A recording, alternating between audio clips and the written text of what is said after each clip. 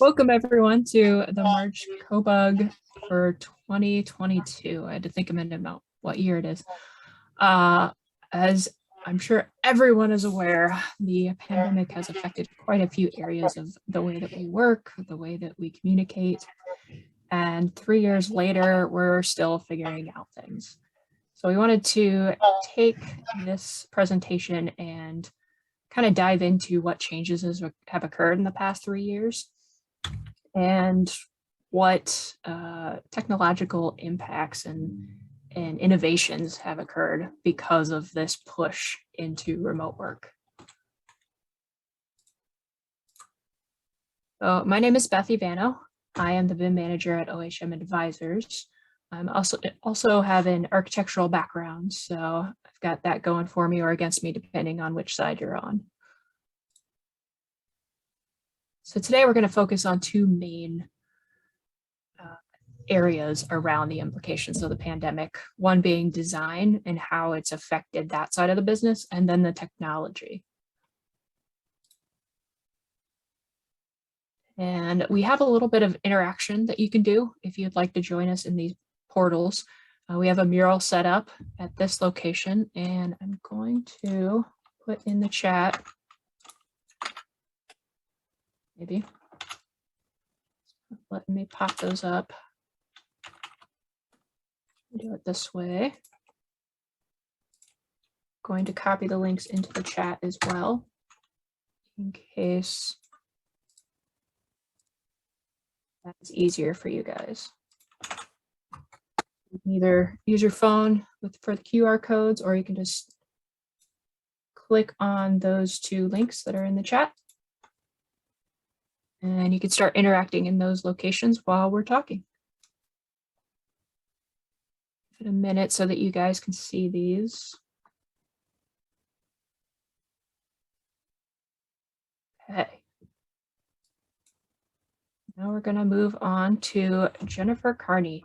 She is a principal and architect at OHM Advisors. She has been working on design of office and medical office, refurbish and new builds for many years, and is going to discuss sort of the architectural side and how it's been impacted by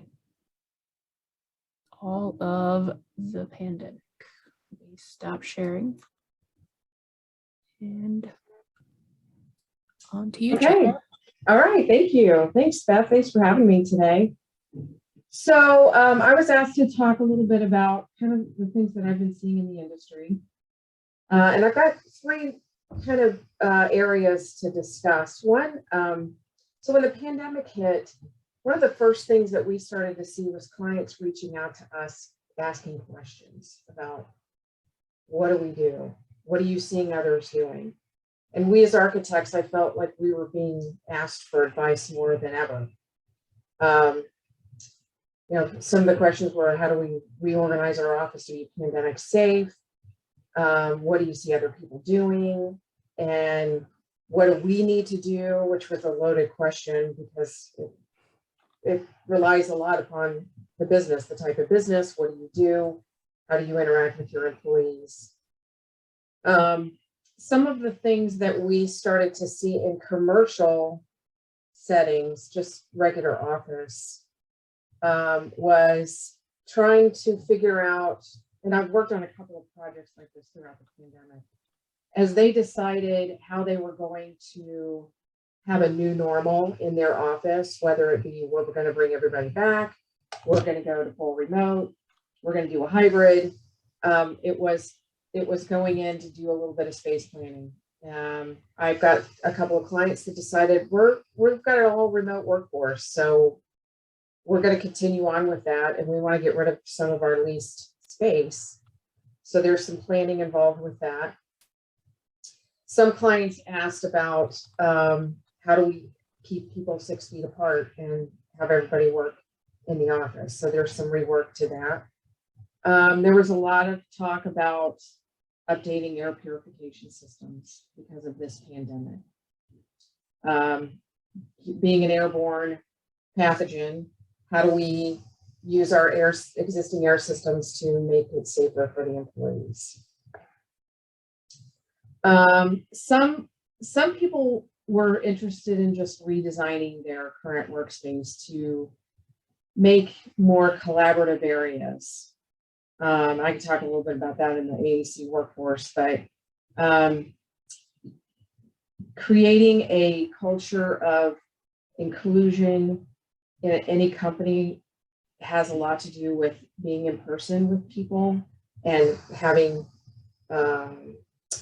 collaborative work areas. So there's a big trend in focusing on moving into a design where you have activity-based areas for people to work. There's a big shift in office space now where people might not have their own office or their own desk. They might come into the office in the morning and sign out a cubicle or an office space, and that's their workspace for the day. So nobody puts up pictures in their office anymore. You're just moving from desk to desk depending on who may be there that day.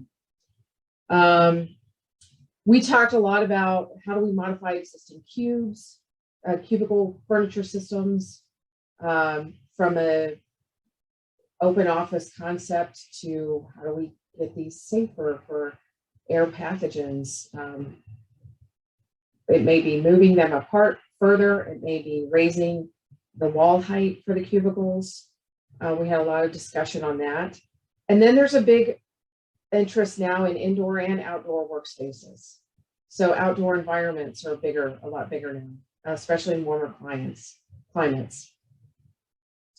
I do a lot of healthcare design as well. So some of the items that we were asked to explore in the healthcare world were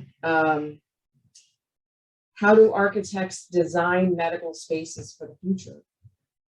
A lot of architects were asked, how do we design spaces for the next pandemic? You know, this pandemic here is an air pathogen type of pandemic, but what if it's a surface?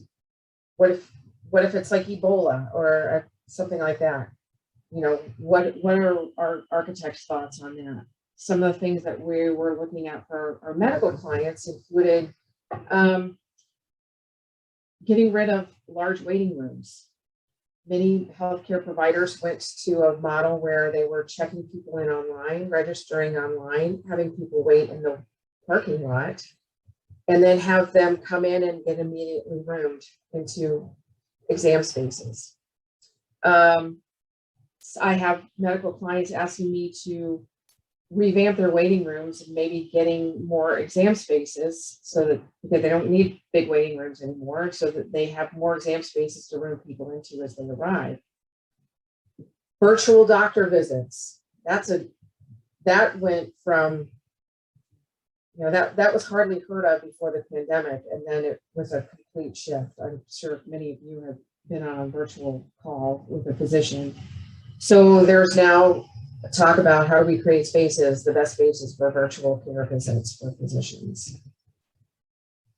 And then in the hospital system itself, there's been a lot of talk about how do we design medical spaces, hospital rooms, procedure rooms to be more functional and more adaptive. This could be one of the big items was how do we make these rooms turn into isolation rooms when we need them? So they're looking at possibly making procedure exam spaces within hospitals more functional so that they can be used for multiple different situations.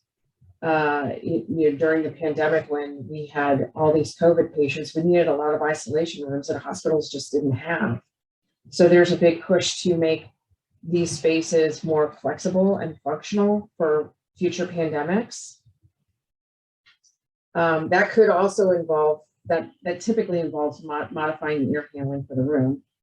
But it also could involve making the rooms larger so that they can store different types of equipment and make them more adaptive to different uses. Another area in the hospital that's been looked at is the hospital entries. The vestibules in hospitals turned into screening areas for pandemic. It was, hey, we're going to take your temperature, ask questions, go through the screening of have you been exposed to COVID and all of that.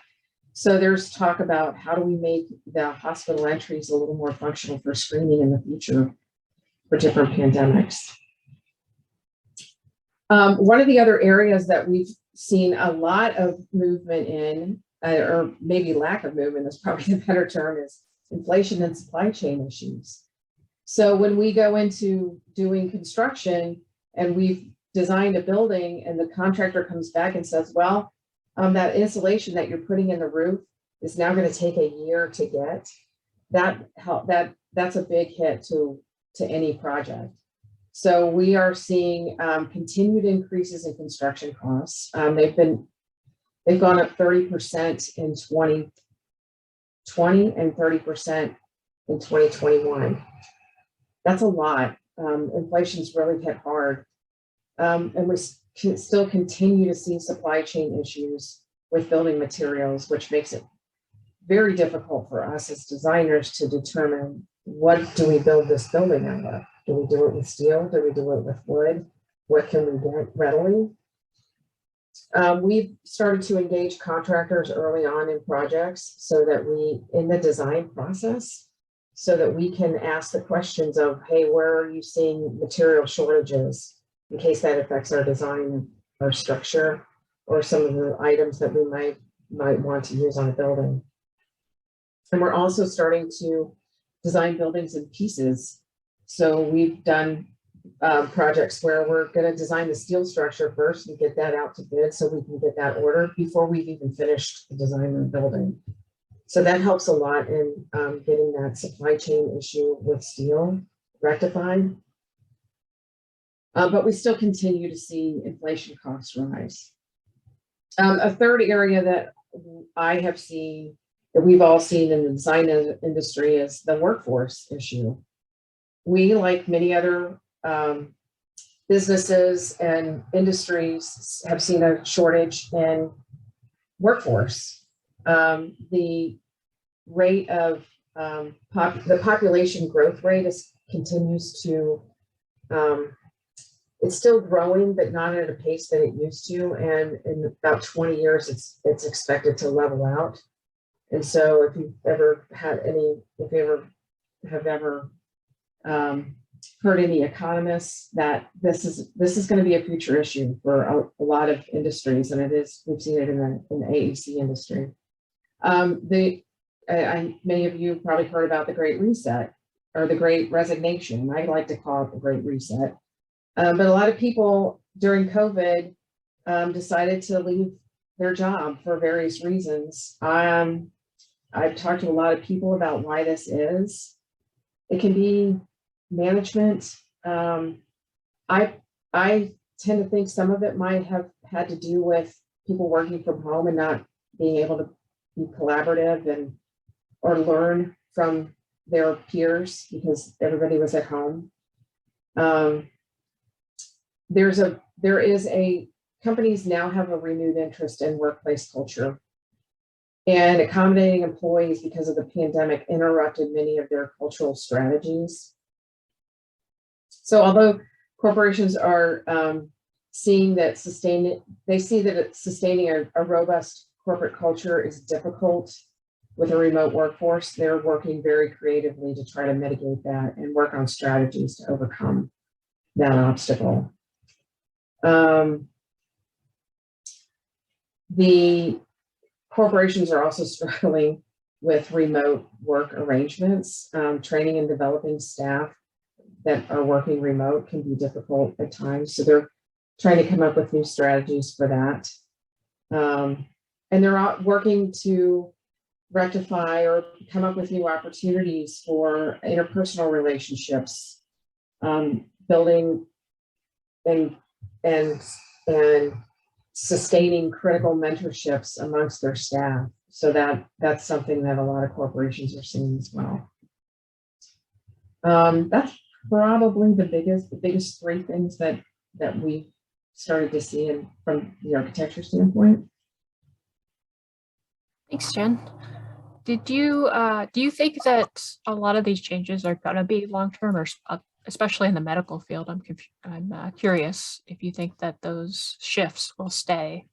I do think that some of the shifts will stay. Some of them were knee-jerk reactions to the specific pandemic that we had.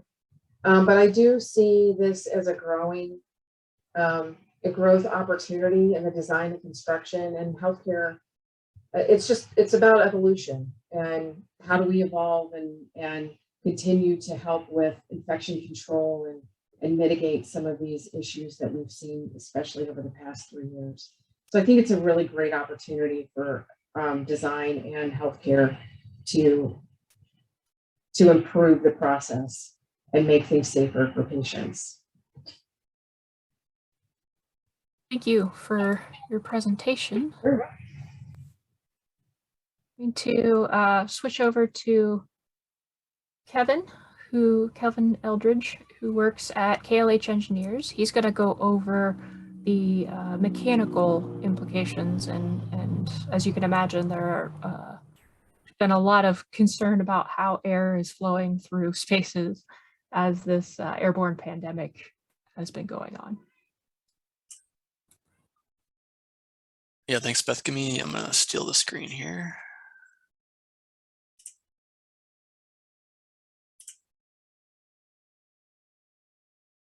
Let me know if I popped up all right. I see you good. Okay, cool. So yeah, as Beth mentioned, I'm Kevin Eldgridge with KLH Engineers. My primary role here is a lead mechanical engineer. So I'm leading design of mechanical systems, plumbing, fire protection, everything in that kind of mechanical bucket. Within all the project types we work in at KLH. So for this portion of the presentation, I'm going to be trying to focus on some areas related to engineering design that our firm has seen changes in since the start of the pandemic. And you're going to see, some of these Jen was touching on as well. I guess it just kind of speaks to we're all affected, in some way. There's a lot of commonalities between it. So hopefully I'll be able to give it to you from the engineer's perspective. So discussion topics, I'm going to talk about HVAC and air quality. Then we'll move into some plumbing fixture discussion, some medical gas distribution discussion, and a really popular one, obviously supply chain, that everyone is talking about as well. So first, we'll touch on HVAC and air quality, and I'll preface this by saying this is like far from a comprehensive list of ways in which improving air quality is being evaluated since the pandemic, but I tried to pick 3 that we're actually seeing an uptick in use or discussion with owners, and maybe just give you a high level familiarity with it.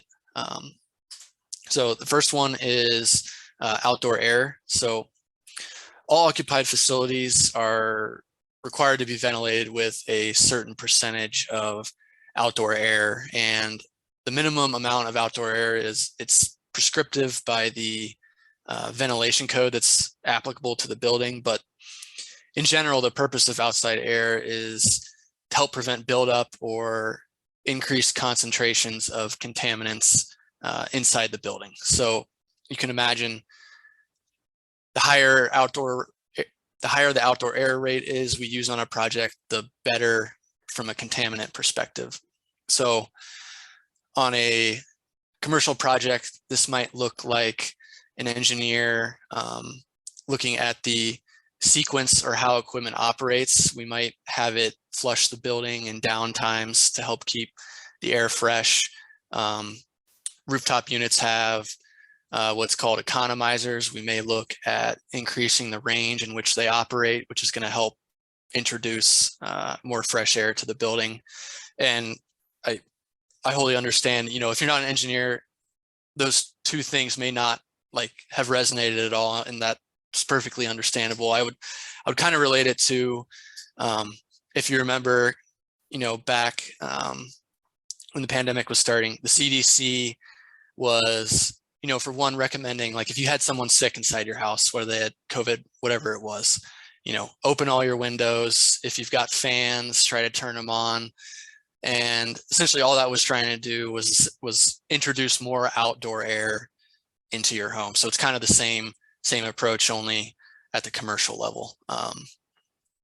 The next topic is filtration. So it's getting a lot of attention as well. As consulting engineers in the past, we may have made assumptions or gone with, you know, industry code minimums for filter ratings on the equipment that we're using. But with owners being more sensitive to air quality, the discussions are happening, and we're seeing interest in at least, you know, understanding how higher rated filters can affect the project.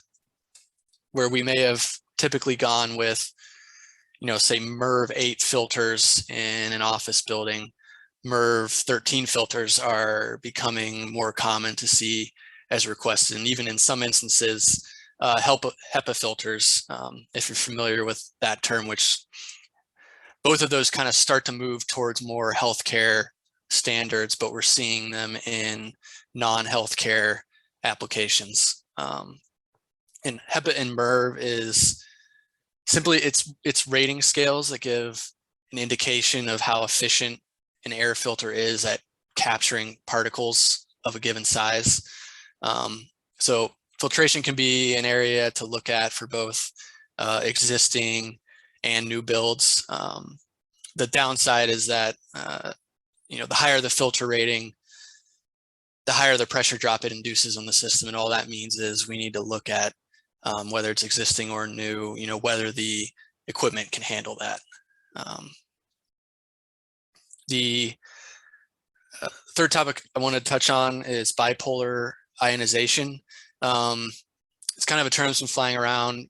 Maybe you heard it more, particularly since the start of the pandemic, but in general, bipolar ionization adds positive and negative ions to the airstream, causing pathogens to bond. So this increases their size essentially to the point where they're more likely to drop out of the airstream, and it also gives the filters used in the HVAC system a better opportunity to catch them and prevent them from getting into the building altogether. The pros of these systems is that, unlike filtering, they don't really add pressure drop. They have good flexibility in the sense that, you know, you could retrofit existing equipment, whether it's inside or outside. Some challenges related to them, however, particularly on existing projects, is they require their own power supply. So if you're trying to add them to existing equipment, you may be having to do some electrical work to kind of get them installed as well. So that's kind of the three on air quality I wanted to cover. And I would say, you know, a comprehensive approach to improving air quality doesn't just implement one thing. It's going to implement a number of certain things. And as engineering consultants, it's our job to kind of make the owner available, or make the owner aware of options available, and talk about cost benefit and all that type stuff. So moving on to the next topic, I wanted to at least touch on plumbing fixtures. The use of automatic or touchless plumbing fixtures is certainly not new, and I'm sure everyone on this call has used or interacted with them in some capacity, whether that, you know, be at a restaurant, grocery store, bar, whatever commercial establishment it may be. But I have definitely seen a increase in the number of owners wanting to kind of move to this all touchless type of fixture package design. Pre-pandemic, I would say that these fixtures mainly lived in the restroom. So, you know, your water closets, urinals, your sinks or lavatories within the restrooms. It was pretty common to see those as all touchless, but I'm seeing a much higher degree of touchless fixtures be applied to the non-restroom fixtures. So two main items that come to mind are break room sinks. There's a lot of product offerings from pretty much every manufacturer that let you have break room sinks be able to be operated without touching them. Also, I know it seems like every building you go into since the pandemic has started, there's like caution tape over every drinking fountain, or like an out of order sign over all of them.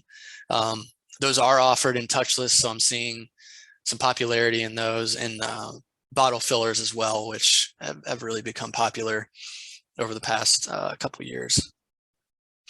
It's not so much, I've got some items there for challenges. I wouldn't say they're necessarily challenges in implementing them. They tend to have, you know, higher first cost over your traditional manual fixtures, but it's from what I've seen, it's something that owners are happy to pay given what they're providing to the project. There's also a lot of options for powering them.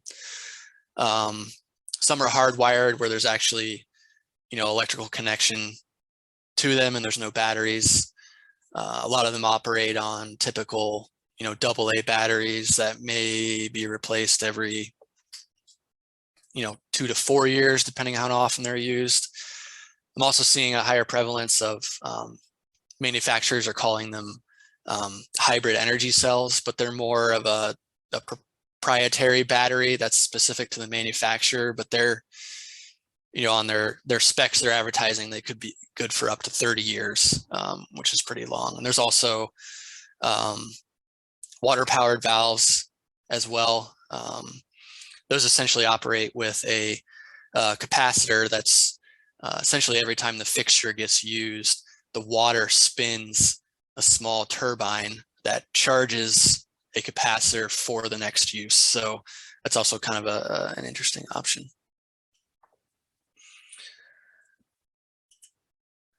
Let's see.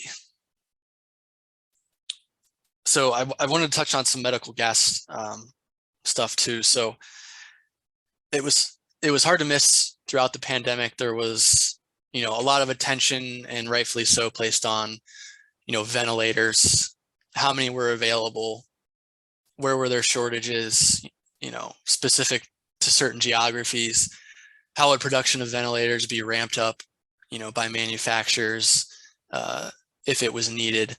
But, you know, one area of engineering and design that is just as critical as the ventilators themselves that are used in treatment is the equipment that actually generates the gases used by these ventilators, and the piping distribution systems within the hospitals that delivers them to the point of use.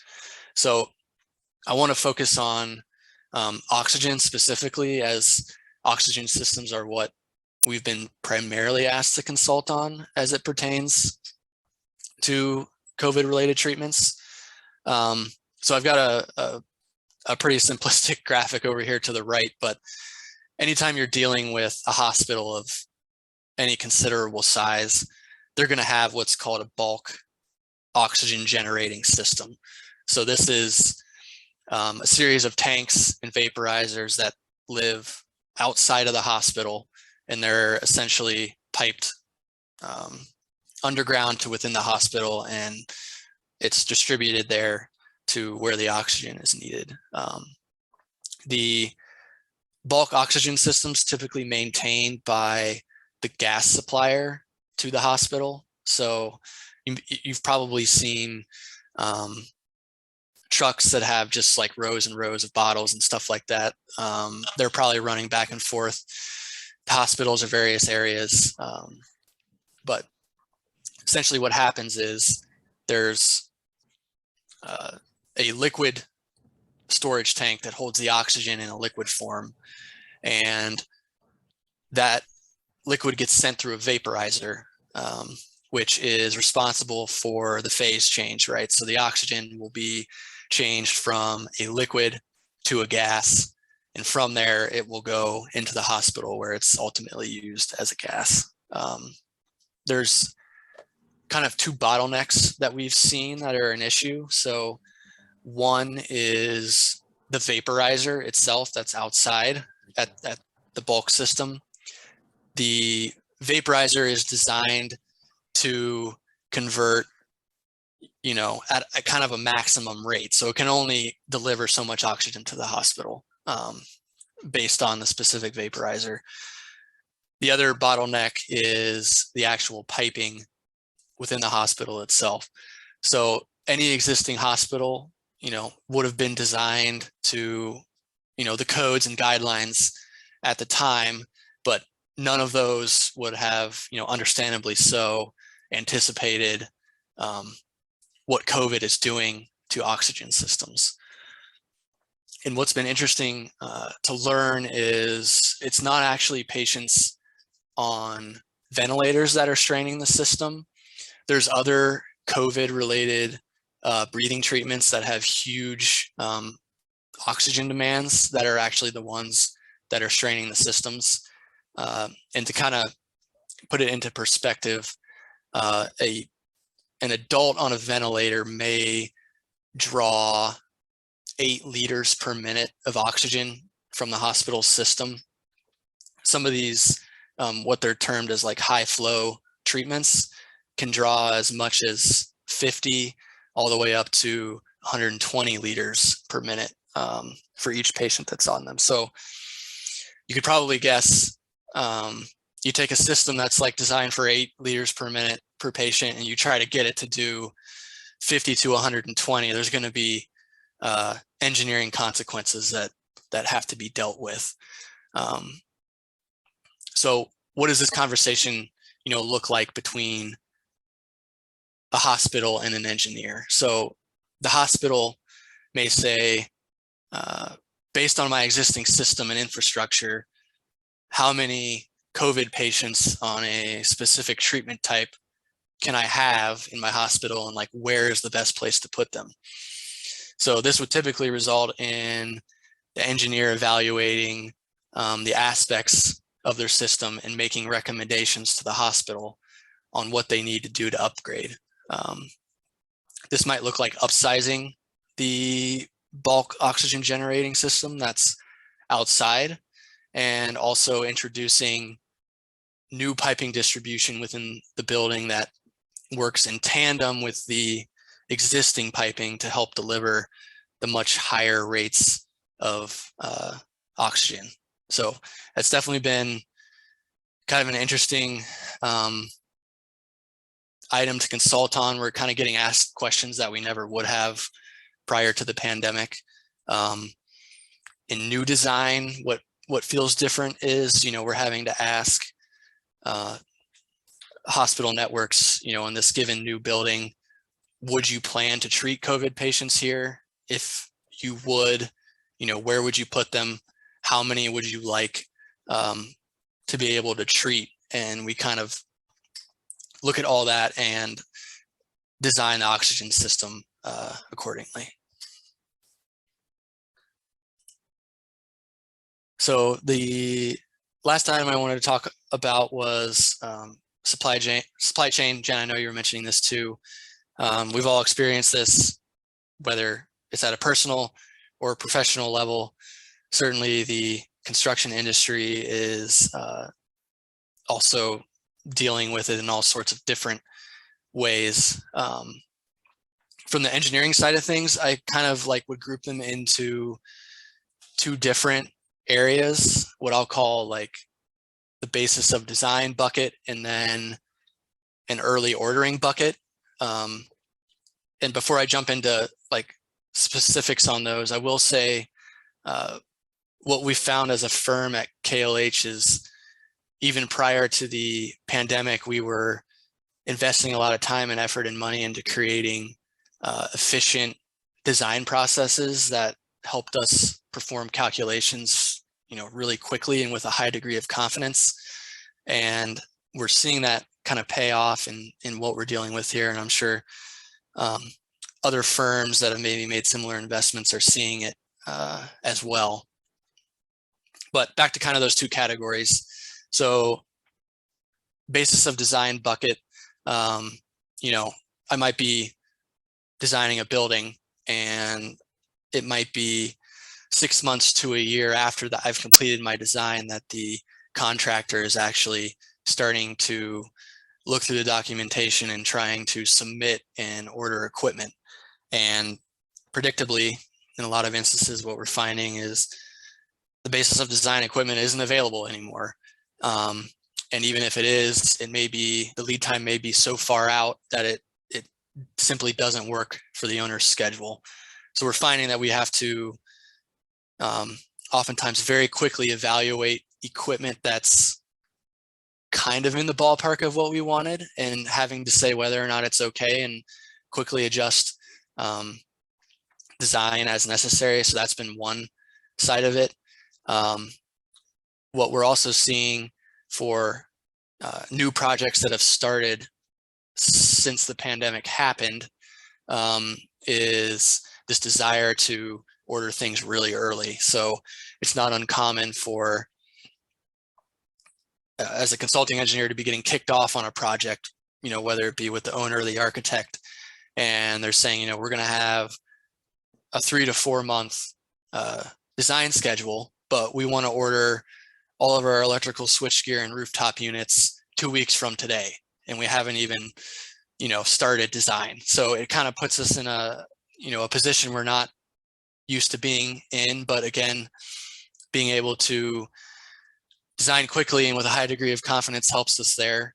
But ordering that type of key equipment so far up front before really substantial completion of design kind of constrains what the owner can do as we move through the rest of the project. So as is typical, you know, when they want to make floor plan adjustments or they want to change the use of spaces, that's different from the start. We need to kind of keep them in check and help them understand, you know, we've got all this equipment that we've ordered, and what you're asking for now either can't happen, or we need to reevaluate and probably get kicked to the back of the line from the manufacturer perspective. So it's kind of helping them understand the changes they want to make and what the consequences are to the schedule of the project.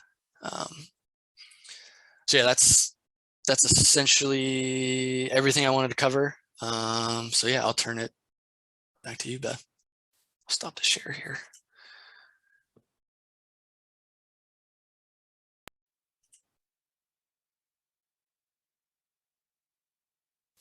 I think you should have it back. Yeah. All right. Thank you, Kevin. It was very informative. I don't think I knew half that stuff. Cool. So I'm going to talk about some of the technologies that came out of all of this, the remote work, and how we've learned to alter the way we design and review and share our knowledge during this time. Thing is a couple of Revit add-ins that have been either added specifically because of the pandemic or increased its capacity or capabilities because of it. And this might take a minute to start up. I've got, oops, here we go. Hopefully. Let's try that again. So the People Flow Toolkit did exist before the pandemic, but it was mostly for figuring out the capacity of people coming and going from the building for just occupancy flow. Once the pandemic hit, it was utilized in a different way, which was to actually place grids and people within the space giving certain distance requirements. You could do 6 feet, you could do more, you could define what it was. I'm gonna try restarting this one. There's a video. Hopefully this will work. Come on. Stop sharing my video or personal video. Maybe that'll help it.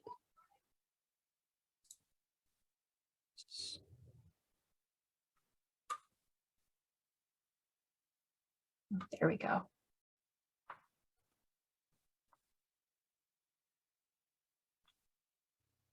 The PeopleFlow Toolkit for Autodesk Revit extends Revit route analysis features to enable new ways of understanding how people move through your design while meeting physical distance requirements. The toolkit enables you to automate and visualize the impact of physical barriers on wayfinding and egress routes. You can access the toolkit from the Analyze tab under the PeopleFlow Toolkit panel. This new set of tools will empower you to generate multiple path of travel options from point A to point B with the ability to summarize them in a schedule. Restrict the direction of a path of travel using a one-way indicator family. This indicator of the annotation category can be nested within door families if needed. Place people content to represent occupants with built-in buffers. These buffers are recognized as clearances during route analysis. Overlay a spatial grid in rooms to visually aid in distributing elements to meet prescribed physical separation requirements. This add-in is offered as a technology preview for Revit 2020.2 and newer releases. You can download it from the Autodesk desktop app or your Autodesk account page. So while I don't think that this is something that's going to be necessarily around forever, it's definitely interesting to see the evolution of the way that these tools can be used. This shared views, I feel like, is going to be much more impactful. Revit 2021 introduced the shared views feature for 3D views. In Revit 2022, this feature has been enhanced to include 2D views and sheets. This means you now have the ability to share both 2D and 3D views of your Revit model with project stakeholders who do not have access to the software. From the Collaborate tab on the ribbon, select Shared Views to launch the Shared Views palette. When you are ready to share your current view, press the new Shared View button, name your view, and press the Share button. A notification will appear to confirm that the view is processing. Once this has completed, a second notification will provide you with options to copy the link or view in the browser. A confirmation email will also be sent. You may then share the link with project stakeholders. They will have the ability to view, comment, and mark up the shared 2D or 3D view using the Autodesk Viewer in their web browser. Back in Revit, you can click the Refresh button in the Shared Views palette at any time to view the latest comments and other information. The Shared Views feature makes it easy for you to share 2D and 3D views of your Revit model across the project team. So in the previous version, they just had a 3D version that you could, or 3D shared view that you could do. Now it's both 3D and 2D. So I could see this being huge for getting comments from clients, from contractors, from just internal team. Like you're working on a project and you need to find out if the current layout is what the designer was looking for. They don't have to get into Revit. They can just comment and send it back to you. The next one is, I think we're all familiar with, BIM 360. Digital transformation is happening at an unprecedented pace, accelerated by the urgent move to remote work. And yet in AEC, teams, processes, and data remain disconnected. So where do we start? We start with BIM. Putting data at the center with cloud-based collaboration technologies. We then bring design and coordination teams together by connecting BIM data with construction workflows on a common data environment. We enable anytime, anywhere access to the design tools that you love to use, generating powerful insights to drive better decision-making. For the first time ever, Autodesk connects all of this together with BIM Collaborate Pro. This is where real-time co-authoring in Revit, Civil 3D, and AutoCAD Plant 3D meets automated clash detection, where issues can be quickly identified and resolved. With BIM Collaborate Pro, you can simplify design management for remote and distributed teams while complying with the latest industry standards. BIM Collaborate Pro empowers teams to keep projects on schedule with real-time design collaboration. Understand edits in context using intuitive change analysis. Assess constructability through automated clash analysis. Consolidate issues management to reduce rework and change orders. Control project document access with multi-level permissions and data exchange management. Realize better outcomes through advanced project analytics. With design teams on BIM Collaborate Pro and project reviewers on BIM Collaborate, you can speed up model review, improve communication, and deliver better designs. BIM Collaborate Pro is the next step in your digital transformation journey. Better design collaboration, better project coordination, better starts now.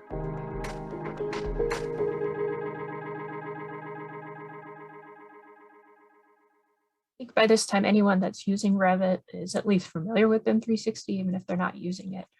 And the amount that Autodesk has pushed BIM 360 in the last couple of years has been pretty heartening. They've added a lot of information, and especially into the ACC, the Autodesk Construction Cloud, which is sort of the next iteration of BIM 360, where you can get into actually changing up the way that you're meeting with your team by creating your agendas and workflows that way through the actual format of the ACC, going in and creating templates and all this stuff.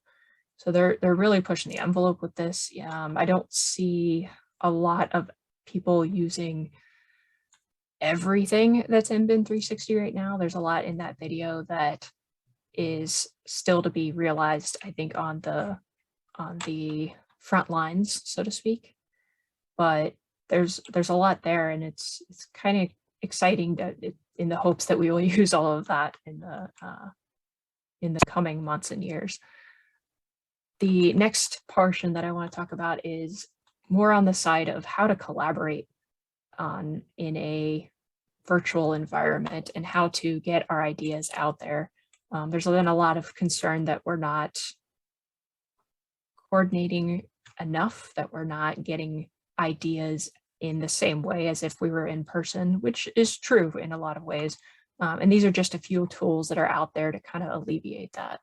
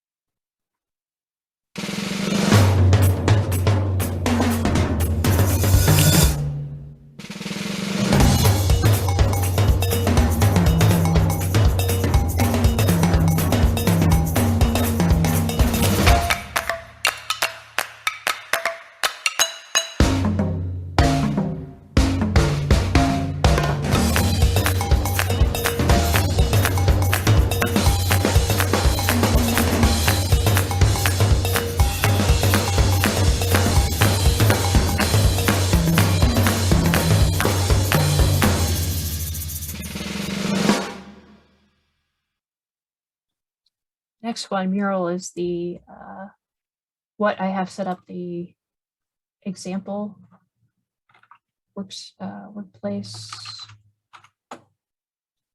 here. If you want to click on the link in the chat, you can go to this location and just play around, test it out.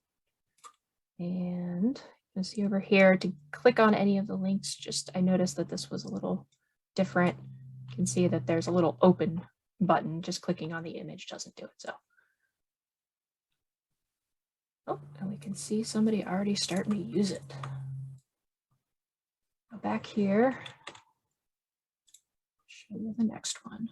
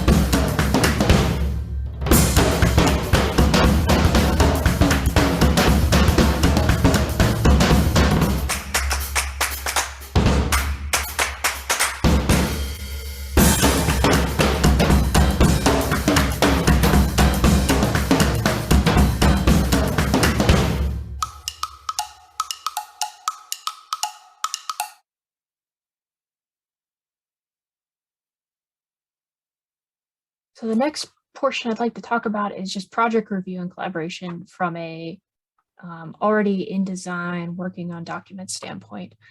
What a lot of people are used to is the redlining, obviously, and we've gotten away from that in recent years, but the pandemic has really pushed us into utilizing Bluebeam a lot Bluebeam more Studio is a effectively. tool available to all users of Review that allows you to collaboratively mark up, manage, and share documents to make sure that all of your project stakeholders can work together to get the most out of their time. You can access the Studio panel at any time in Review from Panel Access. Each user of Studio needs a Studio account, which you can create by opening the Studio panel and connecting. You can click on Create Account, fill out the form in the dialog box, and click OK to create your account. You can then log in and take advantage of the features of Studio. Studio has two functions you can access: Studio Sessions and Studio Projects. With these, you can work on your documents, access them in the field, control who has access to what with permissions, and stay up to date with summaries of activity. Think of Studio as your own virtual plan room. Studio Projects are the filing cabinet where you store all of your plans and related documents that you and the rest of your collaborators need to get the job done. You can then control how they are accessed and used. Studio Sessions are the table where you can collaborate, marking up documents together, discussing issues, drawing attention to any of those issues that need follow-up, and more. Together, Studio Projects and Studio Sessions are a powerful combination that let you work in partnership with others, no matter where you are. You can start a session by opening the Studio panel, clicking on the Sessions tab, and selecting Add New Session. You can then give the session a unique name and upload files you may need for your session, as well as setting some initial permissions. You can then add collaborators to the session. Studio Sessions allow you to collaboratively edit and work with documents as long as all users have some version of Review on their devices. Once you added documents and collaborators, you can mark up and interact with your PDFs like you would any other time, but it will update in real time for every user. Even more helpful, there is a record and the ability to single out individual users to notify them of an update. You can even follow other users, or have other users follow you to better demonstrate any updates you're making. You don't even have to be connected to the internet. Sessions will save edits you make and add them to the session when you get back online. At the end of the session, you can generate a report of all the activity so you can refer back to it in the future. Studio Projects is essentially a lightweight document management system that lets you store and control access as well as versioning of the many documents you might need for a project. You can start a project by opening the Studio tab, clicking on the Start menu and selecting New Project. You can then give the project a unique name. The project's interface will open, allowing you to upload and manage the many files you may need for your job. Unlike most other instances in Review, the documents you upload do not have to be PDFs. Once you've uploaded your documents, you can set permissions for others, including setting permissions by individual users. You can then take additional actions with your files.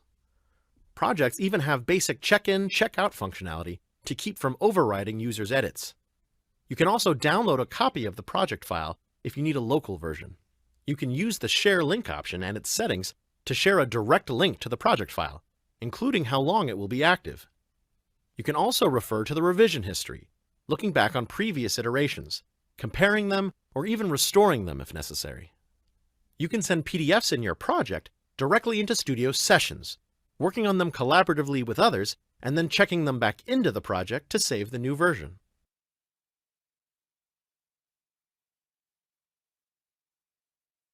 And the last portion that I would like to cover is just communication and knowledge sharing. There are a lot of things out there that you can do this with. We have developed heavily in Microsoft Teams, where we've used Teams and multiple channels and tabs specifically to start really building a library of knowledge. So we can include documents specifically into one tab, where you can have multiple documents in there and people can open it directly in Teams. You can have a wiki where people can edit and add information that they know of. You can have a specific single PDF if it's an important one that is in its own tab. You can have videos. If you do any internal training, this is a good way to combine and have a single resource for those. Forms for if you want to have project requests, for instance, or IT requests, you can use this for that as well. OneNote's a good way. I don't know if you use it, but it's a great way to get a lot of people in one location to kind of get down all of the knowledge at one time, and you can see who's adding what. And then lists, if you're into to-do lists, you can set these up in a lot of styles, including a Kanban style, which is what you're seeing here. And I'm kind of going fast at the end here. I know I'm a little bit over. So Snagit is another tool that I've found to be just immeasurably helpful. And you may be used to using Snip or the snipping tool that is part of Windows. Snagit's sort of its big brother, something that can edit extensively those screenshots after you've created them.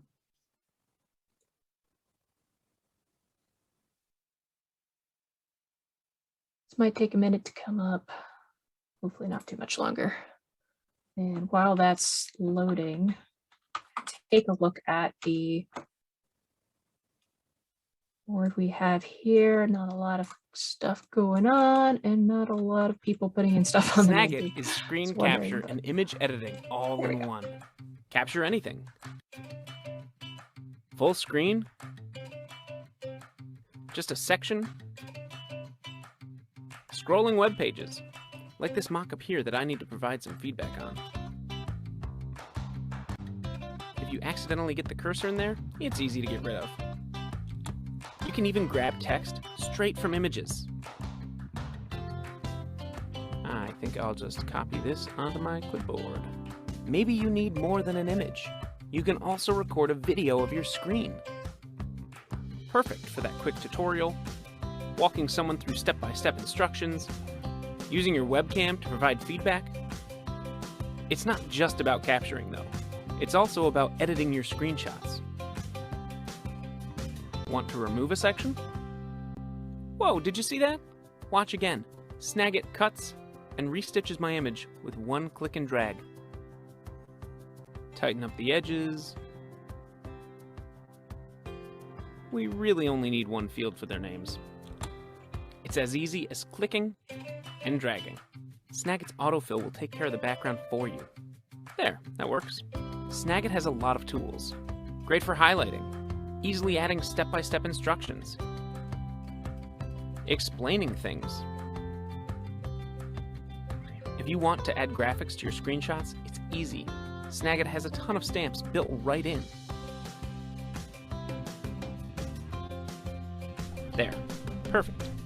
You can drag and drop screenshots into an email, chat client, or window right out of Snagit's tray. Or just tag them for later. Snagit automatically keeps all of your images and videos organized, so you don't have to.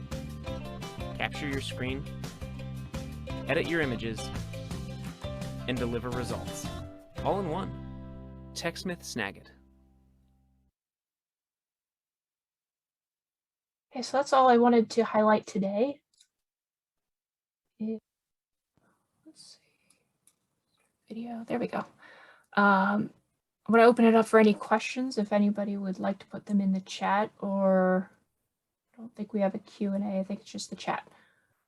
So if anyone has questions for Jen or Kevin, feel free to put them in there. Check one more time on that mural board. Let's see. We've got some interaction here. Yes, that is a very good point. Sometimes too many forms of communication. If you're trying to check your Teams and your Slack and all these other forms, it's definitely, I noticed that when I was researching for this, that it's just a lot of stuff out there, and whittling that down to what you think you're going to use in your organization and defining who decides what's going to be used is sometimes hard to do. And cool, I'm going to leave this board open if you guys want to go in and add comments and have any sort of discussion. But I don't want to hold you guys over anymore for today. So I thank you all for attending, and thank you to our guests, Jen and Kevin, for sharing their experience with us. Have a great day.